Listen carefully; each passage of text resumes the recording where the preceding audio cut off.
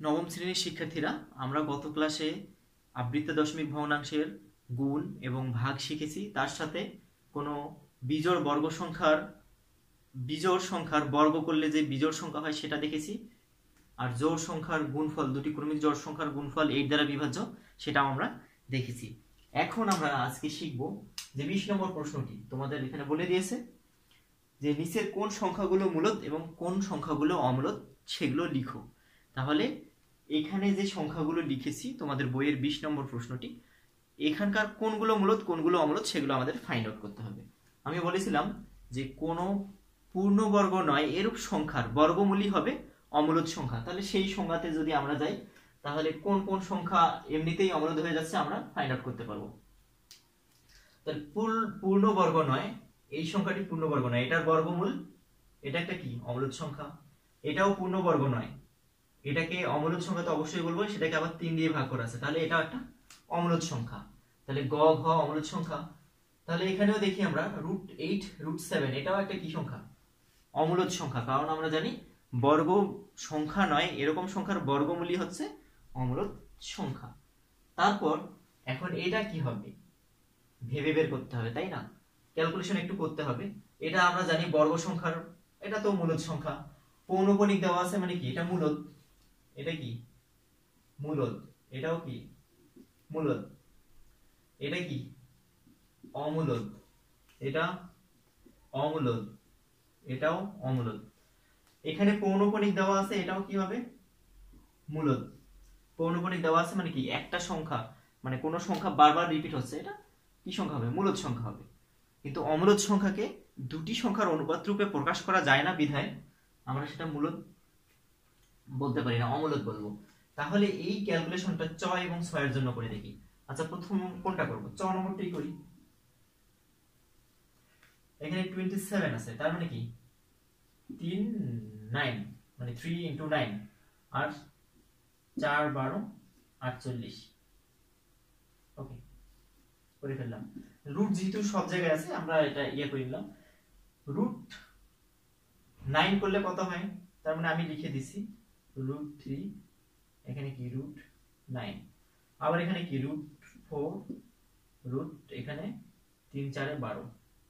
আমরা এখানে আরেকটা কাজ করতে পারি, 4² দিতে পারি আর √3 লিখতে পারি। কারণ হচ্ছে 16, 4 16 64, এই কাজটা আমরা করলেই তো হয়ে যাইতো। এখানে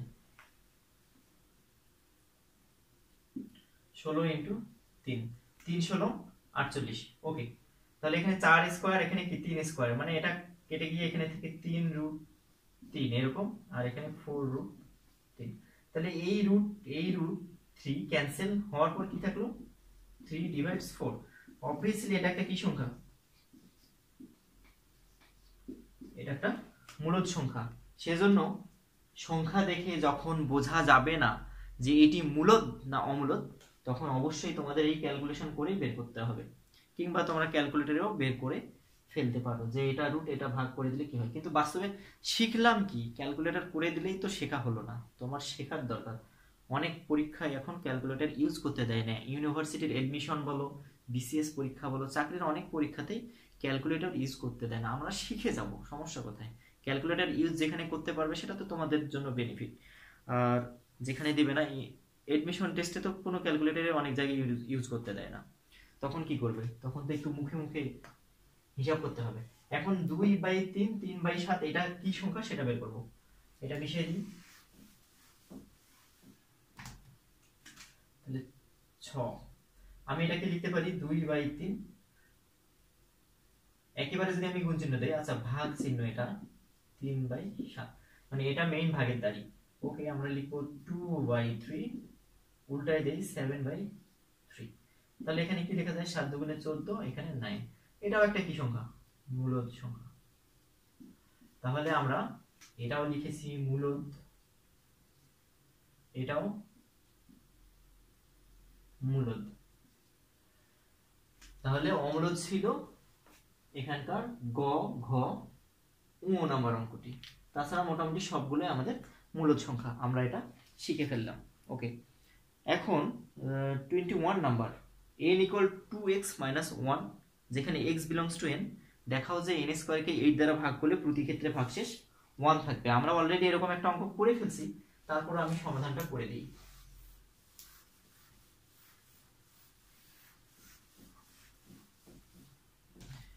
তাহলে আমরা 21 নাম্বার, এখানে বলছে n ইকুয়াল দেওয়া আছে কি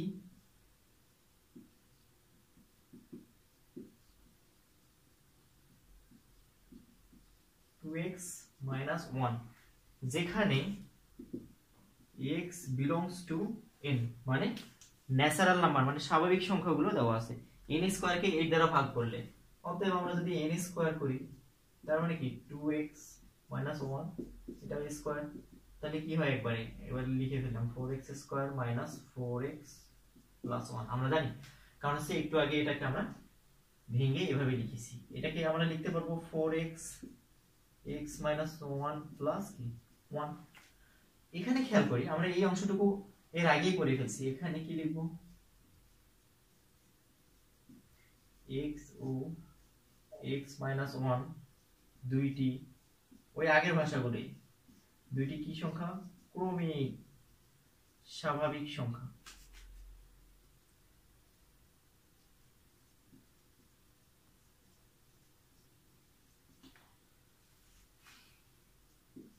এদের গুণফল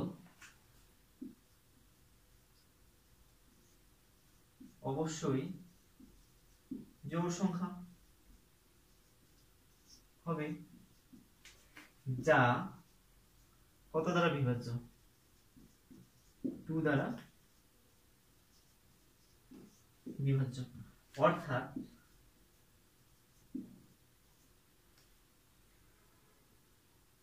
x minus 1 এটি কি 2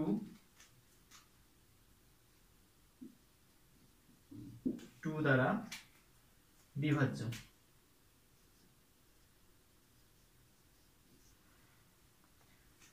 তাহলে এটা কি হবে, অতএব 4 গুণন 2 মানে কি 8 দ্বারা বিভাজ্য হবে।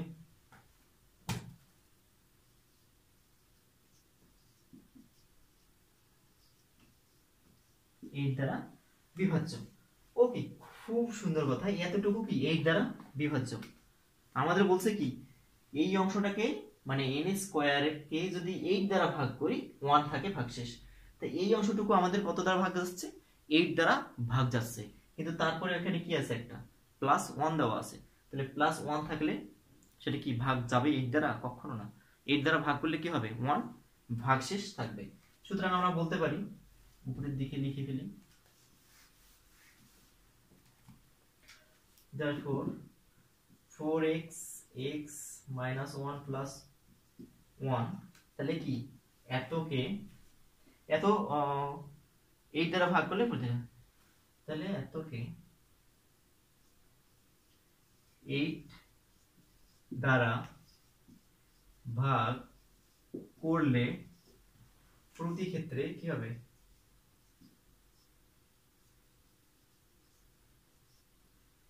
1 ভাগশেষ থাকবে। এটা প্রমাণ করতে বলছে না দেখাতে বলছে? দেখাও। এটা দেখানো হলো।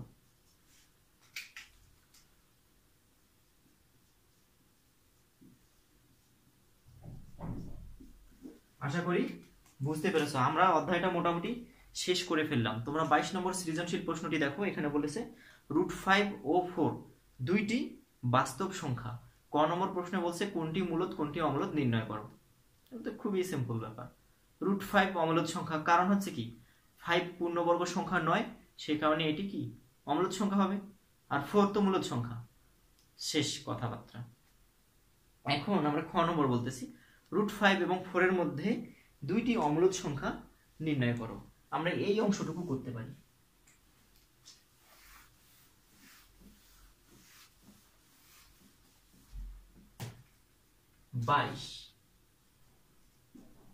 ক নম্বর তো বললাম যে √5 অমূলদ, কি কারণে সেটা ব্যাখ্যা করলাম।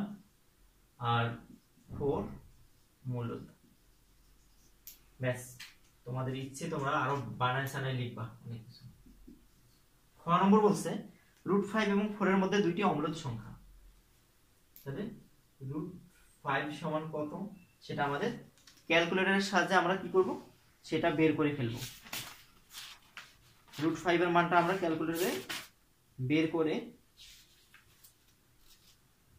এটা লিখে ফেলবো 2.236067 2.236067 চলতেই আছে আর কি। √5 এর মান ক্যালকুলেটর দিয়ে তোমরা যদি বের করো 2.236067 আরো অনেক সংখ্যা আসবে।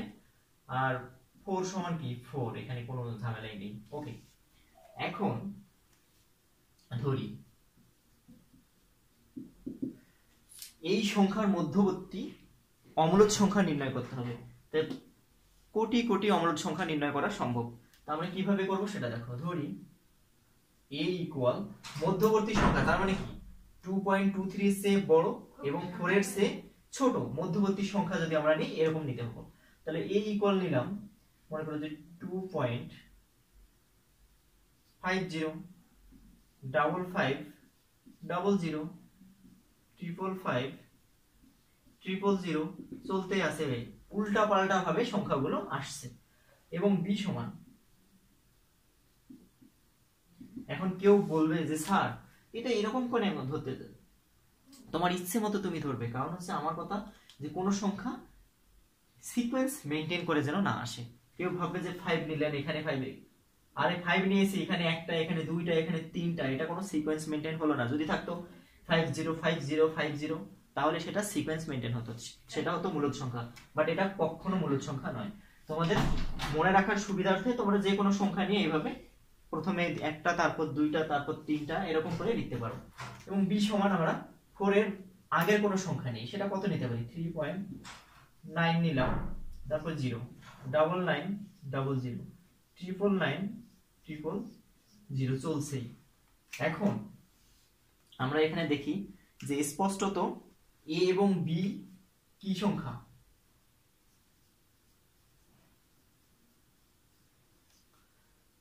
a ও b দুইটি বাস্তব সংখ্যা।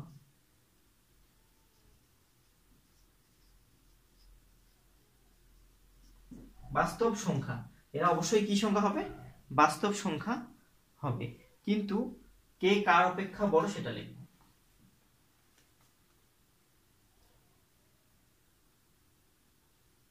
দুইটি যদি বাস্তব সংখ্যা আমরা দিয়ে থাকি এবং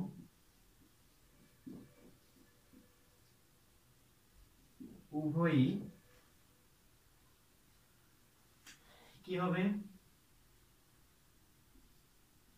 √5 অপেক্ষা বড় এবং 4 অপেক্ষা ছোট, অর্থাৎ এটাকে লেখা যায় √5 লেস দেন, আমরা a এর মান তো লিখেছি, আমরা এটাকেই লিখলাম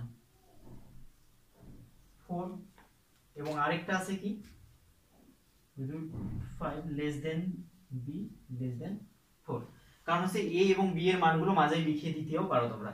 তাহলে কি a এবং b দুইটি বাস্তব সংখ্যা এবং এরা কার চেয়ে বড় কার চেয়ে ছোট সেটা লিখলাম। √5 এর চেয়ে বড়, √4 শুধু 4 এর চেয়ে ছোট। একইভাবে b এর মানটাও √5 এর চেয়ে বড় এবং 4 এর চেয়ে ছোট।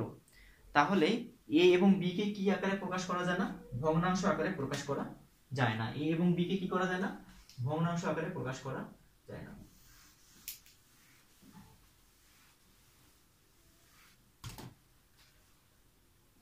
a ও b কে ভগ্নাংশ আকারে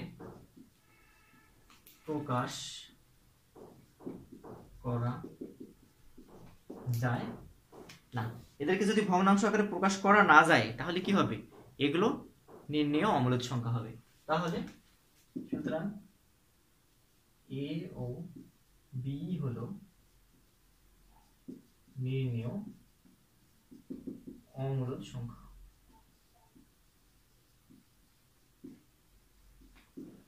প্রুফ। এইগুলো অসংখ্য অমূলদ সংখ্যা নির্ণয় করা সম্ভব, সেটা আমি বলে দিয়েছি। তুমি তোমার মতো করবে, আমি আমার মতো করব, অন্য স্টুডেন্টের মতো করব, অন্য স্যার অন্য স্যারের মতো করবে, মানে কারোর সাথে কারো মিলবে না, কিন্তু উত্তর ঠিক। বোঝা গেছে? এখন আমি এখন কন্টিনিউ প্রত্যেকটি ক্লাসে একটি করে তোমাদের ম্যাথমেটিক্যাল রিজনিং মানে কিছু গাণিতিক ধাঁধা টাইপের কিছু প্রশ্ন দেব, তোমরা সেগুলো কমেন্টে উত্তর অবশ্যই করবে এবং করার চেষ্টা করবে। আজকে যে প্রশ্নটি দিচ্ছি,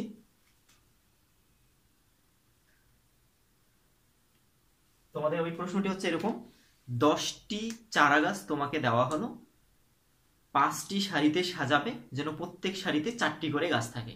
তাহলে চারা গাছ দেওয়া হলো তোমাকে 10টি, চারা গাছ কয়টি? 1 নম্বর প্রশ্ন আজকে, চারা গাছ 10টি, 5টি সারিতে সাজাতে হবে, 5টি সারিতে সাজাবে, প্রতি সারিতে থাকবে, প্রতি সারিতে থাকবে 4টি চারা। এখন এটা তোমাদেরকে সলভ করে আমাকে দেখাতে হবে। চারা গাছ মোট 10টি দিলাম তোমাকে, বললাম যে 5টি সারিতে সাজাও, সমান সমান মানে সুষম ভাবে সাজাতে হবে, প্রতি সারিতে থাকবে 4টি চারা গাছ। এটা যে সাজাতে পারবে সে কমেন্টে উত্তর করবে। এগুলো প্রত্যেকটা ক্লাসের পর আমি একটা করে তোমাদেরকে এই প্রশ্নগুলো দেবো, তোমরা অবশ্যই সমাধানের চেষ্টা করবে। কারণ হচ্ছে মাথার ব্রেইন এগুলোকে যখন তুমি সলভ করতে যাবে অবশ্যই মাথার ব্রেনটাকে খাটাবে, কাজ করবে, তখন তোমার ব্রেইন খুলে যাবে। ওকে, তোমরা এই সলভ করার পর আমাকে অবশ্যই কমেন্টে জানাবে এবং অঙ্ক যেগুলো করেছি অবশ্যই অঙ্কগুলো করবে। ক্লাস ভালো সরাসরি করার ব্যাপার একটা, অনলাইনে করার ব্যাপার আরেকটা, কিন্তু আমরা তাও যথাসাধ্য চেষ্টা করতেছি তোমাদের ক্লাসগুলো